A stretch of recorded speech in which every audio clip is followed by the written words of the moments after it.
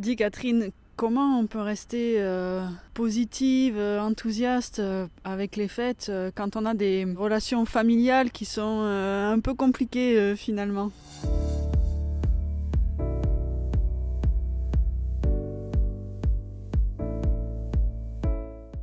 Ça, c'est une question cruciale, importante en ce moment de fête, où Noël, c'est avant tout une fête de famille. Alors c'est vrai que parfois on peut avoir des tensions, ça va de la tension où on se dit il va y avoir toute la famille, on ne les voit pas souvent, et puis moi j'ai pas forcément de bon rapport avec tata Ginette. Ça va de ça à être carrément en conflit, au sens il y a des contentieux, il y a des trucs de famille, on ne s'est pas appelé depuis je sais pas combien de temps. Et l'année dernière, c'était toi qui... Et là, du coup, on a une amplitude. Pour autant, Noël, c'est quand même un moment où, malgré tout ça, on a du mal à... On a quand même envie de passer les fêtes ensemble. Alors, comment faire avec tout ça? Alors d'abord, il y a avant tout une question d'anticipation, de se préparer. C'est comme un défi quelque part. Pour l'ancienne sportive que je suis, moi, Noël, ça va être comme une compétition, avec des défis. Hein. Ça peut être Koh-Lanta, ça peut être compliqué. Donc, il y a quelque chose de se préparer. Alors, il y a 2 niveaux de préparation, on va dire. Presque 3 même, je dirais, parce qu'il y a tout ce qui est de l'ordre du mental déjà. Ce que je te conseille de faire, que je fais moi, c'est déjà de lister tous les sujets qui risquent d'être polémiques, qui t'irritent, qui t'agacent, les sujets qui sont là et pour lesquels tu redoutes que ça se passe mal. Donc ça peut être un contentieux, je parlais de contentieux en intro, ça peut être une dispute que tu as eue avec un membre de la famille et tu te demandes comment ça va se passer les retrouvailles. Ça peut être que tu redoutes encore de te faire critiquer. Alors les critiques, ça peut aller de ton aspect vestimentaire, le choix de ton mode de vie, tu sors encore avec un tel, personne ne l'aime dans la famille, bref, tu listes tout ce qui te concerne et dont tu penses que pour l'hypersensible que tu es, ça va être compliqué. L'intérêt de lister, c'est déjà presque d'évacuer, parce que poser les choses, c'est déjà comme... Je t'invite d'ailleurs à les écrire, parce que c'est comme les mettre un peu de côté, tu vois. Et de voir comment sur chacune de ces choses-là, tu pourrais réagir. Voilà, c'est comme quand on fait un entretien d'embauche, tu listes les objections principales et puis tu t'entraînes à. Donc ça, c'est une première chose. Et là-dessus, tu peux préparer ce qu'on appelle des réponses neutres. C'est-à-dire tout l'enjeu en fait.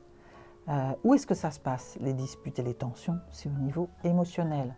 En face, ça monte, et toi, l'hypersensible que tu as l'émotionnel qui va commencer à partir dans les tours, ça va te fatiguer, ça va t'épuiser, tu vas te démoraliser, tu vas te demander qu'est-ce que tu fais là, que j'aurais pas dû venir, je le savais, c'est comme l'année dernière, ça fait 20 ans que ça dure. Et en fait, c'est émotionnel. Donc il y a quelque chose de l'ordre de lâcher, au niveau de l'esprit, de lâcher un peu ces points de discorde.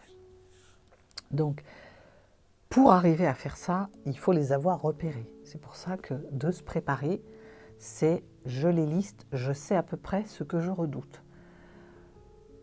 Avec toute la distance que ça va mettre, cette préparation. Et puis, il y a une deuxième chose, c'est la préparation plus physique, où là, tu peux, quelques jours avant, moi je sais que j'aime bien marcher, j'aime bien, de temps en temps je médite, c'est un peu une régularité d'une forme d'hygiène émotionnelle.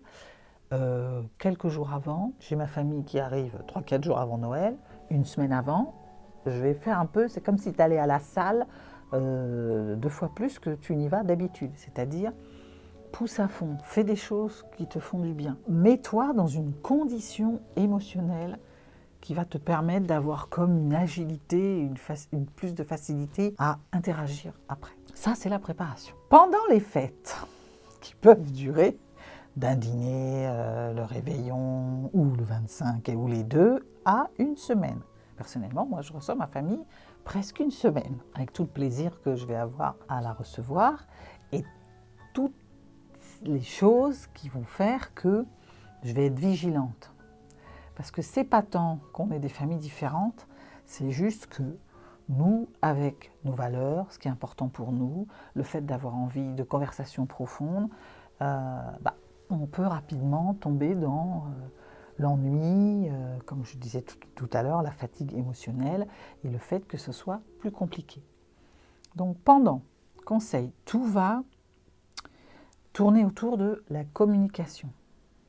Parce que finalement, quand il n'y a pas d'interaction, on peut sentir des tensions dans l'air.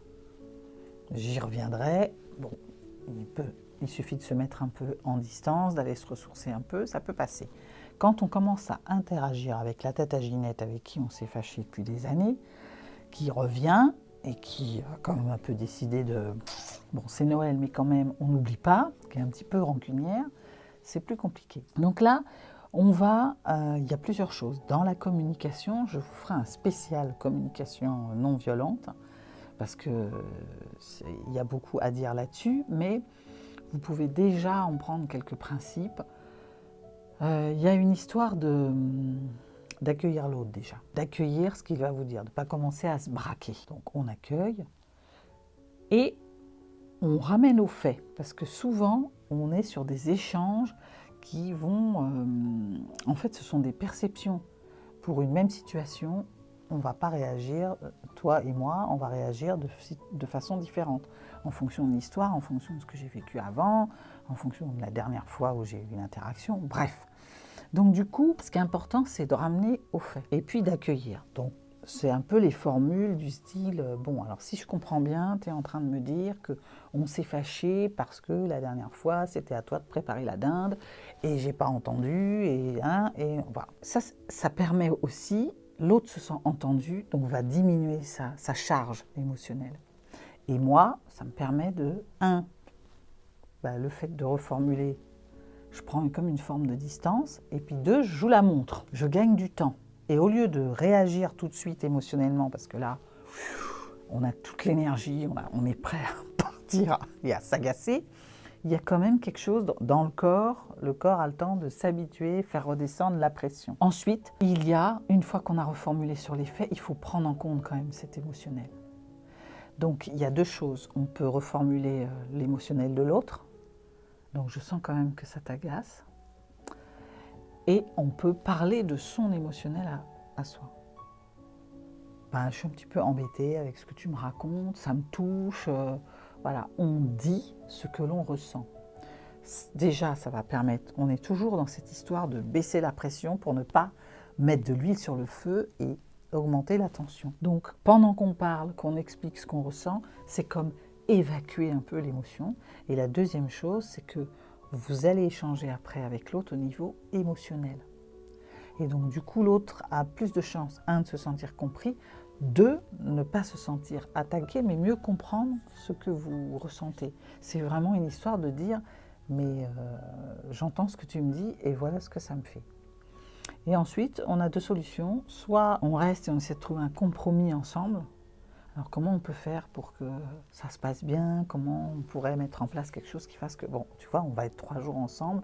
Moi, ça me touche que tu sois pas bien et que, voilà, tu as fait l'effort de venir. Ça serait bien qu'on en profite pour justement reconnecter ensemble. Ou alors vous sentez que ce n'est pas possible, que la tata Ginette, ça ne va pas le faire du tout, qu'elle est campée sur ses positions, qu'elle est comme ça, et à ce moment-là, vous évitez le sujet. Vous pouvez, ça s'appelle l'esquive, donc vous pouvez très bien dire, bon, moi là j'ai envie de passer de bonnes fêtes, je suis un petit peu fatiguée, j'ai fait toutes les préparations, si tu veux bien, on pourrait parler de ça un peu plus tard. Et hop, c'est un peu courage-fillon, mais ça permet d'éviter la tension et la cascade et le truc qui va durer, surtout si elle reste plusieurs jours. Ça, c'est sur la communication. Et puis, il y a quelque chose qui est important, c'est tout ce qui va favoriser le fait que vous puissiez vous ressourcer, aller puiser, parce qu'on ne change pas son environnement. Alors, avec une manière de communiquer, on peut influer quand même. Ça peut changer un petit peu l'énergie, ce qui est dans l'air, mais globalement, ne comptez que sur vous-même pour être bien. Donc, trouvez des moments pour vous ressourcer. Vous pouvez très bien aller marcher un peu, dire, bon ben là, attendez, je prends l'air un peu, vous vous assurez que tout le monde a son emploi du temps, a de quoi s'occuper, machin, et hop, d'une façon plus ou moins longue selon le temps que vous avez. Parce que moi je sais que des fois, je suis un peu squattée, c'est compliqué d'aller marcher 1 heure, mais j'arrive à souffler, il m'est même arrivé de rester aux toilettes un peu plus longtemps que d'habitude, comme ça, pour décharger cette espèce d'adrénaline là, qui risque de monter et puis qui vous fait du mal. Et puis ensuite, il y a tout ce qui concerne, c'est un peu là, ça va de la bulle de protection que vous pouvez vous mettre pour ne pas vous laisser pénétrer par les énergies de l'autre. Donc, j'en ai déjà parlé dans beaucoup de vidéos, c'est cette façon de se mettre dans une bulle, d'imaginer une bulle de protection, d'y mettre tout ce que vous avez envie d'y mettre de doux à l'intérieur, et dès que l'autre commence à arriver trop près, je me mets dans ma bulle. Ça peut être de respirer un grand coup, d'aller voilà, prendre 5 minutes et de... Tout ce qui est respiration profonde permet de baisser les tensions. Et puis, il y a quelque chose qui, en PNL, programmation neurolinguistique, marche assez bien. C'est ce qu'on appelle la dissociation, c'est-à-dire mettre de la distance avec ce qui se passe. C'est-à-dire que quand vous rencontrez quelqu'un qui est un peu tendu, c'est le truc de mettre une distance avec ce qui se passe. Comment est-ce qu'on fait? D'abord, on se dit que c'est la personne qui est tendue, ça lui appartient. C'est son histoire, elle a quelque chose contre nous. C'est son histoire, c'est sa perception. Et la deuxième chose, c'est de vraiment se mettre dans une distance et avec une posture d'observateur. Donc moi, j'aime bien faire ça quand vraiment c'est un peu chaud, hein, parce que des fois, même la cohérence cardiaque, la respiration, ça ne va pas suffire. Je prends même physiquement, des fois je peux faire jusqu'à 1 pas en arrière et je me mets comme ça, je fais ça parce qu'il y a comme un truc de... J'observe comme si c'était pas moi en fait, comme si j'étais au cinéma. Donc je regarde la personne s'énerver, s'agacer, j'essaie de comprendre, je prends une posture d'observateur. Pendant que j'observe, je suis en distance, mon cerveau le sait et ne m'envoie pas les signaux de colère, donc je m'apaise. Et puis l'autre effet qui se coule, c'est que ça permet peut-être de mieux comprendre une situation. Et de se dire peut-être, ah ben finalement c'est elle qui est mal, parce que moi ça va là. Elle doit souffrir avec cette colère-là. Et surtout, il y a quelque chose de fondamental là-dedans, c'est quel que soit ce qui va se passer, parce que des fois on a beau appliquer toutes ces techniques, on va quand même s'énerver, on va quand même se reprocher un truc, c'est de ne pas se juger. C'est toujours cette histoire de compassion et de s'accueillir, de vous rappeler que en tant qu'hypersensible, d'autant plus en tant qu'hypersensible, vous avez, les valeurs sont importantes. L'empathie, vous avez une empathie très forte, donc vous ressentez les émotions des autres. Les valeurs sont importantes. Donc si quelqu'un a menti, si vous n'êtes pas tout à fait d'accord, s'il est de mauvaise foi, tout ça, ça va être amplifié pour vous. Ce qui serait plus ou moins anodin chez l'autre va être important. Donc accueillez-vous là-dedans et dites-vous que c'est juste normal, c'est comme ça que vous êtes. Et j'ai envie de dire, respectez-vous pour ne pas culpabiliser, pour ne pas... Accueillez-vous dans cet état de tension personnelle. Si tu as aimé cette vidéo, like et abonne-toi. Si tu penses que ça peut aider quelqu'un, partage-la. Si tu veux être au courant des prochaines sorties, active la cloche. Si tu as une question, mets-la en commentaire. Et si tu souhaites aller plus loin dans ton développement personnel, télécharge les cadeaux dans la description. À très vite.